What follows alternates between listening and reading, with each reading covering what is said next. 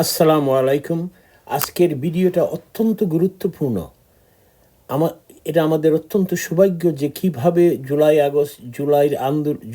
5ই আগস্টের যে শেখ হাসিনার সরকারের প্রথম যে গভীর ষড়যন্ত্র আমরা আমাদের জীবদ্দশায় সেটা দেখে যেতে উন্মোচন করা কল্পনা ছিল, কিন্তু আজ সমস্ত কিছুই পরিষ্কারভাবে আমরা দেখতে পাচ্ছি। আসুন কি পেলাম আমরা। ডোনাল্ড ট্রাম্প ওনার ট্রুথ সোশ্যালে, যেটা টুইটার মতো, উনি লিখেছেন US is driving the radical left crazy and there is nothing they can do about it because the way in which the money has been spent, so much money they have spent to create trouble all over the world. So in another truth social post he said this is the reason Trump revolution was so revolutionary. এক কথায় এদের সমস্ত কিছু যে ইউনুস গংরা কিভাবে Sheikh Hasina, not only বাংলাদেশে, বিভিন্ন দেশেও এই ইউনুস গংরা, হিলারি গংরা কিভাবে মানুষের দেশ, গরিব দেশগুলো ধ্বংস করে ফেলেছে। ওরা বিশেষ করে বাংলাদেশকে ওরা পাকিস্তানের সমপর্যায়ে নিয়ে আসতে একটা ফেইল রাষ্ট্র পরিণত করতে চেয়েছিল, কিন্তু আল্লাহর অশেষ রহমতে সেটা সম্ভব হয় নাই। শুনুন এই ইন্টারভিউ মিস্টার মাইকেল বেনসের। The American empire for their own private gain. For example, Bill Kristol, the famous never Trumper who likens MAGA people to terrorists, he is a part of an organization that receives millions of dollars from U.S. aid. And so to the barricades, he goes to defend U.S. aid. You find Liz Cheney was spawned out of U.S. aid. U.S. aid's sister group, the National Endowment for Democracy, has a Democrat organization and a Republican organization. And that Republican organization, the International Republican Institute, gets about $100 million a year just for Republican profiteering off of U.S. foreign policy. And the problem is far deeper than wokeness. And I want people to really understand this. When the National Endowment for Democracy, the constant companion of U.S. aid and functionally interchange, it was born out of a U.S. aid memo in 1982 to give birth to the National Endowment for Democracy. But when they overthrew the government of Bangladesh 4 months ago in September 2024, these are leaked documents that were published in the gray zone just 3 months ago. The internal baseline assessment that the IRI submitted to the State Department was that the only groups that they could muster to form an opposition group against the sitting government were gay and transgender groups, were two racial minority groups within Bangladesh, and youth and student groups who predominantly listen to rap music. So what did they turn around and do? IRI, in tandem with USAID, they funded Bangladeshi rap groups. They funded transgender dance festivals. And they funded the local universities in order to push radicalization messages to overthrow the democratically elected government. But that was Republicans. That was the International Republican Institute, not the Democrats. And my concern is if this were just a partisan issue, there'd be no problem shutting USAID down. Because right now there's going to be a legal fight over whether you can shut USAID down by executive order. This is one of the main contentions right now that Democrats are vowing to fight. But if you couldn't do it through an executive order, you could do it through an act of Congress. The problem is it's going to be much harder to do it through an act of Congress because Republicans there, internationalist Republicans who do foreign policy for personal profit, can form a majority coalition bloc with Democrats. That is, they can defect over to the Democrats and shoot down an attempt to legislate USAID out of existence. And the problem, again, is because they either directly or indirectly, or their sponsors or donors, are on the take. Wow. Yeah, we have hit the mother lode here. I really hope that it's something that President Trump can just issue an EO and say it's done. I hope also that as they begin to uncover the details of all of these schemes that go back 20 years, as you say, I hope that the individuals involved get exposed, and literally the America gets to see exactly who's been on the take for doing what, and maybe that'll push the ability for President Trump to sign an executive order and shut it down. What are your thoughts? Well, in terms of what, the amount is totally eye-popping and overwhelming. The analogy that I've been giving for the past 2 years is that Many people think they live in the world they think they live in, but in some respects, it's a carefully constructed Truman Show made up of movie characters around them produced by USAID. And what I mean by that is USAID has infected the institutional architecture of every aspect of American society and world society. They have infected the media by USAID-sponsored media. They have infected social media by galvanizing advertiser boycotts and pressure to change social media algorithms. They've corrupted the prosecutors by USAID's work with prosecutors, prosecutor groups, and media groups to create predicates for prosecutors to take action. They've corrupted the unions. They've corrupted the public health institutions. They've virtually every layer from academia to civil society to the private sector to the media to the government is flowing through with unaccountable USAID bribe money to advance what's said to be U.S. foreign policy interests. But because Donald Trump ran on a foreign policy vision dramatically different from the legacy establishment, they used USAID as the tip of the spear to kill the domestic drivers of foreign policy, aka take out the guy who's running for president and his movement, and you won't have to worry about anyone challenging our foreign policy vision.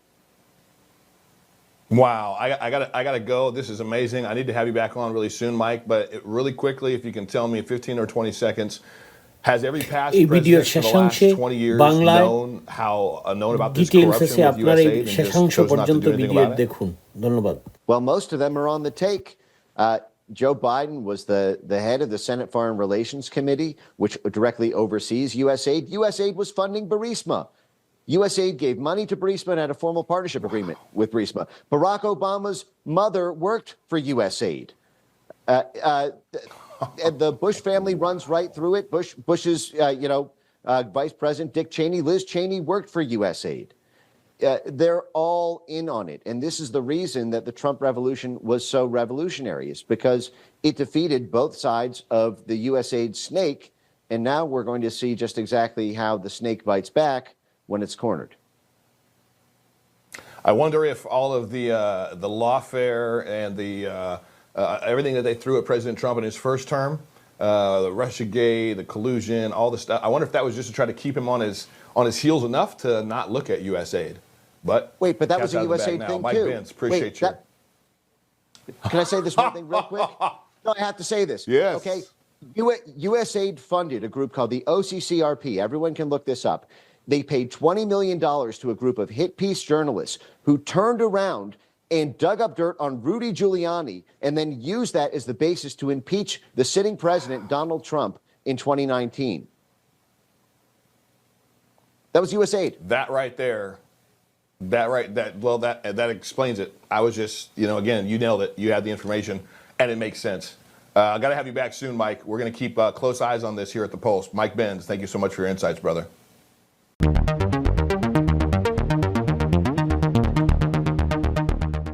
অবশেষে ঝোলা থেকে বেরিয়ে এলো বিড়াল, আর তা বের করলেন স্বয়ং যুক্তরাষ্ট্রের president Donald J Trump.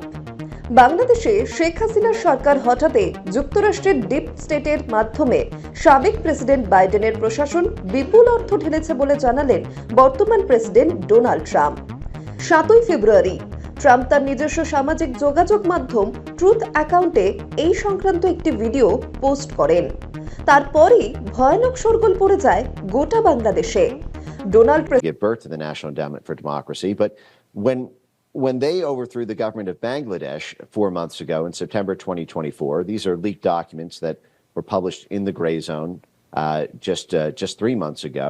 The internal baseline assessment that the IRI submitted to the State Department was that the only groups that they could muster to form an opposition group against the sitting government were gay and transgender groups, were 2 racial minority groups within Bangladesh, and youth and student groups who predominantly listen to rap music. So what did they turn around and do? IRI, in tandem with USAID, they funded Bangladeshi rap groups. They funded transgender dance festivals. And they funded the local universities in Wow. order to push radicalization messages to overthrow the democratically elected government. But that was Republicans. That was the International Republican Institute, not the Democrats. And my concern is if this were just a partisan issue, there'd be no problem shutting USAID down. Because right now there's going to be a legal fight over whether you can shut USAID down by executive order. This is one of the main contentions right now that Democrats are vowing to fight. But if you couldn't do it through an executive order, you could do it through an act of Congress. President যখন এহেন বিস্ফোরক video share করেন তখন বোঝাই যাচ্ছে এবার তিনি কোনো ব্যবস্থা নিতে চলেছেন, এমনটাই মনে করছে ওয়াকিবহাল মহল। ফলে ইতিমধ্যে কাঁপুনি ধরা শুরু হয়েছে বাংলাদেশের তদারকি সরকারের অন্তর্মহলে। যদিও ট্রাম্প যে অংশটুকু শেয়ার করেছেন সেটা আসলে হিমশৈলের চূড়া, বাকি অংশ আরও বিস্ফোরক। যুক্তরাষ্ট্রের রিপাবলিকান ইনস্টিটিউট জানিয়েছে 2019 সালের 1 মার্চ থেকে 2020 সালের 31 ডিসেম্বর সময়কালে বাংলাদেশে রাজনৈতিক অস্থিরতা তৈরি করতে নাকি তাদের ইনস্টিটিউটকে 170 জন গণতন্ত্রপন্থী সহযোগিতা করেছিল।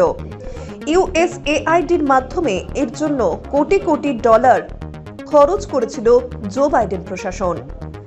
কিভাবে ইন্টারন্যাশনাল রিপাবলিকান ইনস্টিটিউট জনপ্রিয় বাংলাদেশি গায়ক তৌফিক আহমেদের তুই পারিস এবং এ দায় কার গান দুটি রিলিজ করতে ও প্রচার করতে সাহায্য করেছিল, কত বিপুল অর্থ ব্যয় করেছিল সেটাও উল্লেখ আছে। এই গান দুটির মাধ্যমে বাংলাদেশের সামাজিক অব্যবস্থা ও হাসিনা সরকারের প্রতি অসন্তোষ প্রকাশ করে বদলের ডাক দেওয়া হয়েছিল। এটাও ইন্টারন্যাশনাল রিপাবলিকান ইনস্টিটিউটের রিপোর্টে ফলাও করে উল্লেখ করা হয়েছে। জানা যাচ্ছে 2020 সাল বা তার আগে থেকেই বাংলাদেশের রূপান্তরকামী বিভিন্ন সংগঠনকে অর্থ সাহায্য করতে শুরু করে মার্কিন প্রশাসন। চট্টগ্রাম, রাজশাহী, খুলনায় একাধিক রূপান্তরকামীদের সভা অথবা নাচের অনুষ্ঠানের আয়োজন করা হয়েছিল। এর মাধ্যমেই হাসিনা বিরোধী জোরদার প্রচার করা হয়। এখানেই শেষ নয়, এরপর আছে বাংলাদেশে বসবাসকারী বিহারি সম্প্রদায়। সেই দেশভাগের সময় বিহারের বেশ কয়েক হাজার মুসলিম পরিবার পূর্ব পাকিস্তানে চলে যান, যারা এখনো বাংলাদেশে বিহারি বলেই পরিচিত, এবং এই সম্প্রদায়ের মধ্যে বেশ মিলমিশ রয়েছে। ব্যবসায়িক দিক থেকে এরা ঢাকা ও আশেপাশের অঞ্চলে বেশ প্রভাবশালী। যুক্তরাষ্ট্রের ইন্টারন্যাশনাল রিপাবলিকান ইনস্টিটিউটের রিপোর্টে তাদের কথা উল্লেখ করা হয়েছিল। বাংলাদেশের বিহারি সম্প্রদায়ের মধ্যে হাসিনা বিরোধী প্রচারের জন্য বিপুল অর্থ বরাদ্দ করেছিল যুক্তরাষ্ট্রের স্টেট ডিপার্টমেন্ট। প্রসঙ্গত, শেখ মুজিবুর রহমানের বাড়ি বা ধানমন্ডির 32 নম্বর বাড়ি ভাঙার পর একদল মানুষের যে ধরনের উল্লাস ও নাচ লক্ষ্য করা গিয়েছিল তাই বিহারি সম্প্রদায়ের মানুষদের বলেই জানা যাচ্ছে। বাংলাদেশে হাসিনা সরকারের বিদায়ের নেপথ্যে আমেরিকার হাত থাকা নিয়ে চর্চা তর্ক চলেছে বহুদিন। একটা সময় এই নিয়ে বিস্ফোরক দাবিও করেছিলেন শেখ হাসিনা নিজেও। এবার ডোনাল্ড ট্রাম্প নিজেই প্রকাশ করলেন সেই বিস্ফোরক তথ্য।